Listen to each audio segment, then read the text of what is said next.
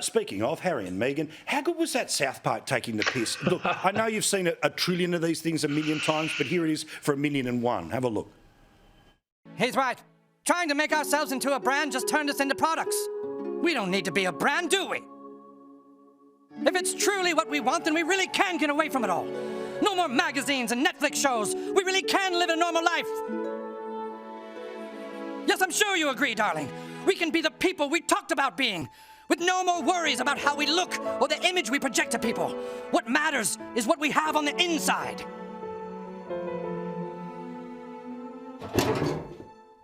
Hello? Of course, the reason we laugh is because it's true.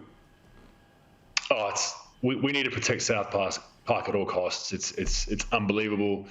I've been a big fan for since its inception, really, when it was back on I think the SBS or ABC when I was a young kid. Imagine that on SBS or ABC today. On a separate note, the place would be on fire.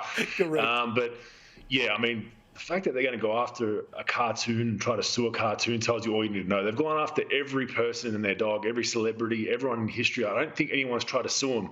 But Harry and old Meghan, it's good for the goose, I guess. I love them. Well, I tell you what, Trey Parker and Matt Stone cashed up from the TV show, from the musical, from the Team America. Always something to check out whenever you just need to be reminded of how the world actually works. But finally, I want to throw, apparently we've cured cancer because Monash University put some time into a project having a look at your beloved sport of basketball about whether the home court advantage is a thing or not. Now, thankfully, there was a global pandemic. Nobody was allowed to leave their house. Everyone must get vaccinated, which meant they were able to research what happens when there's no crowd, when there's no home field advantage. Well, surprise, surprise, they worked out that home field advantage matters. Now, they come at this from two reasons. One, the support of the crowd, but also how players feel when they're in enemy territory. As a bloke who's gone all over the world and certainly into the loudest crowds that weren't happy with you being there, do you think it's true?